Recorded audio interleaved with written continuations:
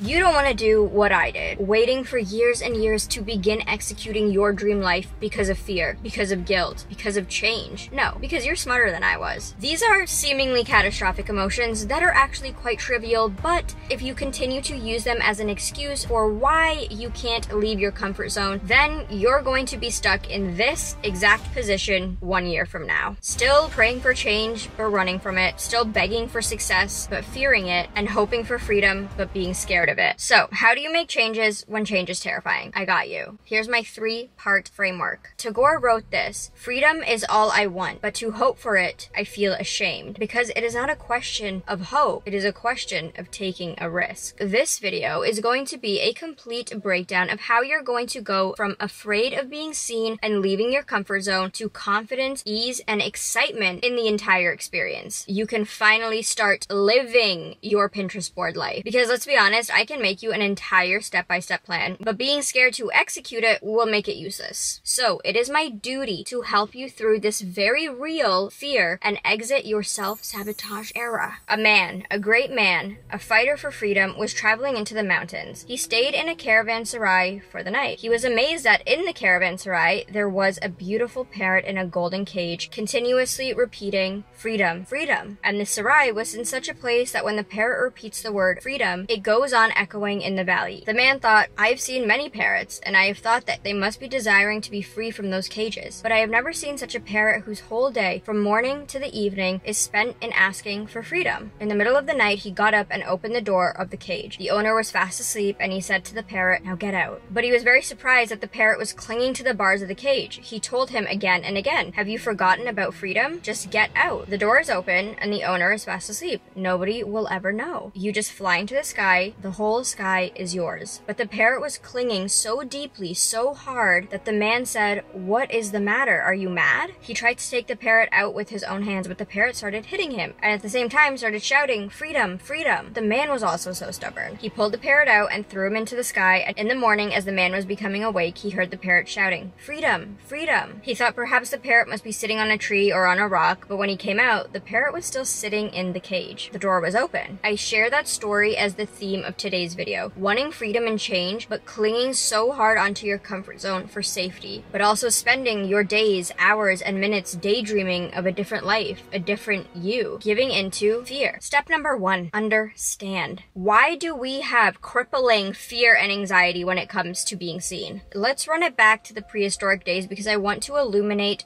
how much this is not your fault. It might seem like you're alone and like, why do I have these thoughts? I'm so stupid for having these thoughts. Why can't I just be a normal person? But I want you to understand that everybody has this inherent wiring. Some people have just bypassed it at a quicker and easier rate. Lizard brain helped our ancestors not die. It kept them safe, ensuring them another day of survival, so by default humans are wired to seek predictability, stability, and safety. But this wiring is outdated. We don't have tigers to fear, mating privileges are not handed out to us by the head of the tribe, and we don't need to stay in one place for centuries because it's hazardous to venture out and move. Yes, these once served as very valid, rational human thoughts, but are now just a modern-day burden. You might also share my experience, where one or several life challenges have ingrained this fear of change even further into our already inherent wiring. My parents got divorced when I was in the 8th grade. My life changed overnight. I spent the next 10 years bouncing from parent to parent, all while witnessing extreme changes in my parents. I hated change. Not because change is scary or negative, but because my experience with change was scary and negative. Fear of change, being seen, or anything of that sort had an intense grip on my life, like maybe it does to you. I ended up tolerating it. I made friends with it. I became familiar with it. So I just left it. My acceptance of it prevented me from making any new friends in university, prevented me from doing a semester abroad in Africa, and prevented me from beginning a relationship with a really amazing guy. Basically anything that makes life worth living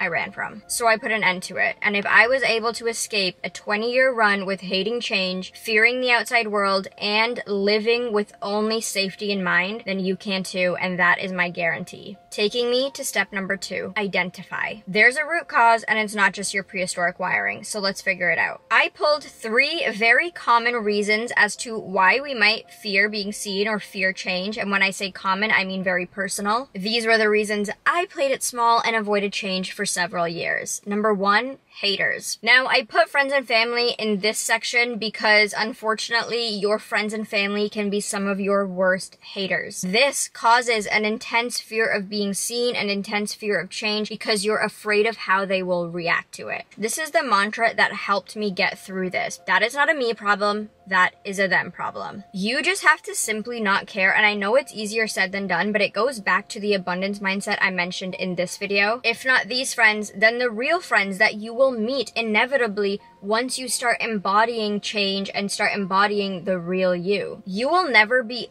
out of friends. They are not scarce, so don't let that stop you. Please do not let the fear of not having friends stop you from pursuing change, leveling up, and becoming the version that you want to be. When you outline your dream self, that is a version that is in your heart for a reason. You know there's a version of you in a different reality, this is all quantum physics, that exists, that is living out the reality that you dream of every single day. It's there for a reason. People don't just get these desires just because the universe is so evil and wants to just give us things that are not attainable. A version of us is living this out. So if you have this desire, it is a very real thing. You can get it. You just have to pursue the things that are going to take you there. And letting go of certain friends is one of those things. I had a friend group of 20 and I let them all go because the version of myself that I was starting to grow into was very uncomfortable for them. See, the people in our environment around us that see us daily, that interact with us all the time at school, at work, have a very different version of you in their head. When they start seeing a change in you,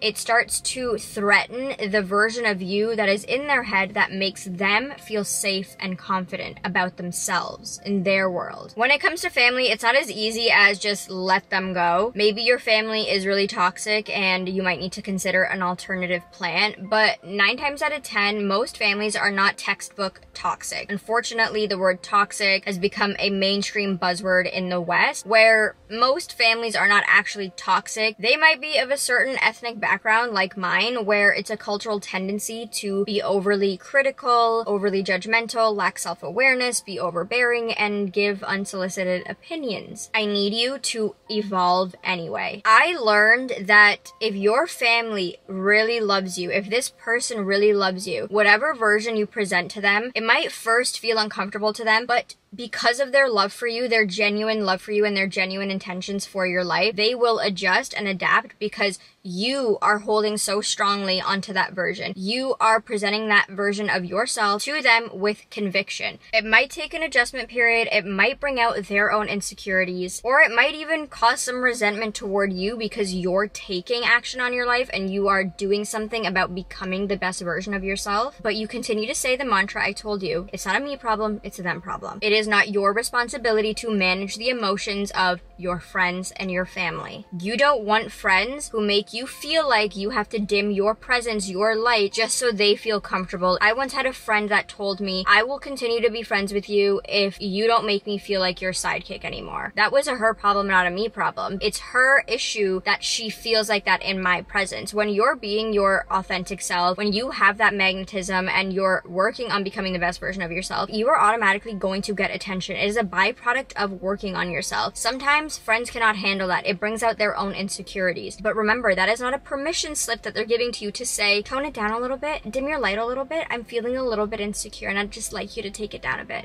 No, you drop that friend really quick. This is another side of it. I always boxed myself into one version of myself, one personality, one set of likes, one set of dislikes, because that's what my friends and family expected of me. But here's the kicker, and this is something that you might experience on your journey. You aren't doing these things because you're a people people pleaser, you're doing it because you get to use that as the scapegoat as to why you can stay in your comfort zone just a little bit longer. Oh, it's my friends and family's fault that I can't express myself, so I have to be this way because they're gonna judge me, they're gonna reject me. When you shift blame, your ego becomes satisfied. But what do I always tell you? Your life is your responsibility. You're not living the life you want, it's nobody else's fault but yours. My suggestion, get a bucket, fill it with a bunch of no F's given, and start throwing them out left, right, and center. Rejection. The second reason for fear. And let's start with dating because we have to really talk. You're punching below your weight. For why? For what? Fear is the primary emotion. Rejection is the secondary emotion. A fear of being seen is so prevalent in dating and relationships, which can seriously influence the kind of men that you attract, the relationships that you get into, all because you're afraid of dating up. Maybe you think you're not good enough. Okay, maybe. Or maybe there's a bigger chance of getting rejected when you're going for a guy who you think is more amazing than you, who you are putting on a pedestal. The person might not even be qualified to be on this pedestal, but because you haven't worked on your self-love, you're putting them on a pedestal, so you're playing it small in dating. This messed up mentality will not serve you. It will just give you a shitty dating life. You have to allow yourself a chance to show yourself, to be vulnerable, and allow good men into your reality. Because remember, this mindset from this video, this or better. Secondly, in rejection of self. What if you change? What if you evolve? What if you start living the life of your dreams? What will happen? Do I deserve this? Am I worthy of all this amazingness? I feel like a little bit of an imposter. Should this be happening to me? Like, I'm looking at you right now, like, should it be happening to us? Like, who will I turn into? Will I be a snob? Will people think I've changed?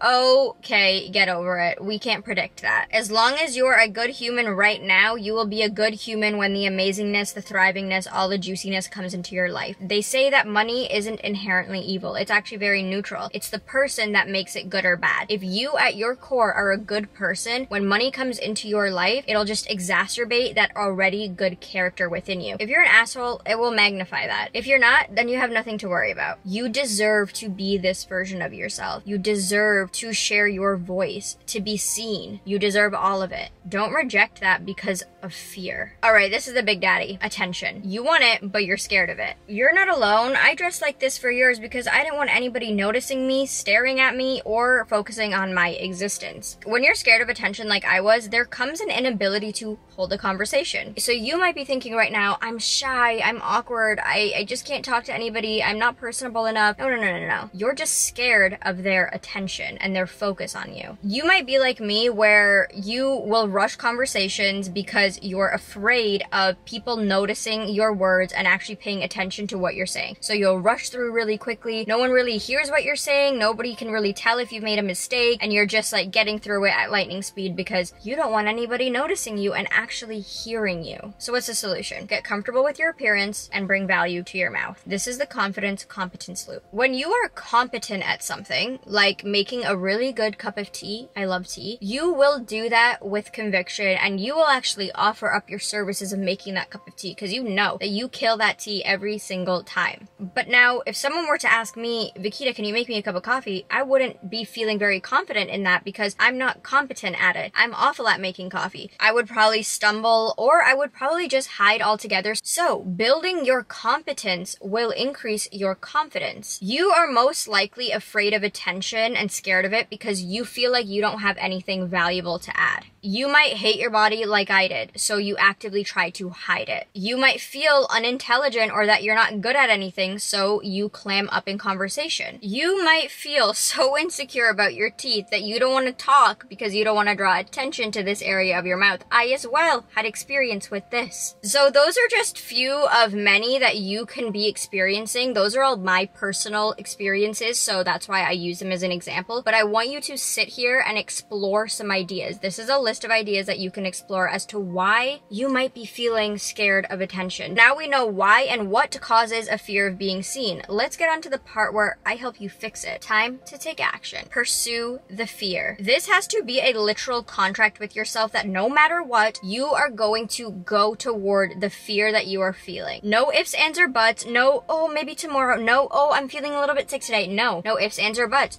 You are pursuing the fear at all costs. Embarrass yourself. Put yourself in situations that will get you rejected. Expose yourself to the fear so that you start building a tolerance to it and you start strengthening your immunity to it. When you do this, you build up mental resilience to that thing. It no longer becomes this big scary thing. It becomes a thing that is just a part of your daily life. Taking risks, I am her. Making moves, I am her. You are actively practicing discomfort when you do this, when you say no. My thoughts are not controlling me. I am not my thoughts, and my thoughts will not prevent me from living my dream life, from pursuing my dream life. I hate to break it to you, but this is not the wild anymore. We live in actual cities. We are in the modern world. We don't have tigers to fear. We don't have tribe leaders to fear. We are good. The fear that you feel is real, but it is not related to something that's actually going to threaten your life. The fear that you're feeling is related to the fact that this direction is going to get me my dream life, and I feel like I can't handle it. That's why we do all the above steps first. We have to get to the root cause. We have to understand why we're feeling this way, and then we can plan of attack the fear. That is how you achieve your dream life. You are in charge. This is your life, not the life of this prehistoric trait that used to serve us that does not anymore, that might be currently puppeteering your every move. Second plan of action, change your routine, change your life.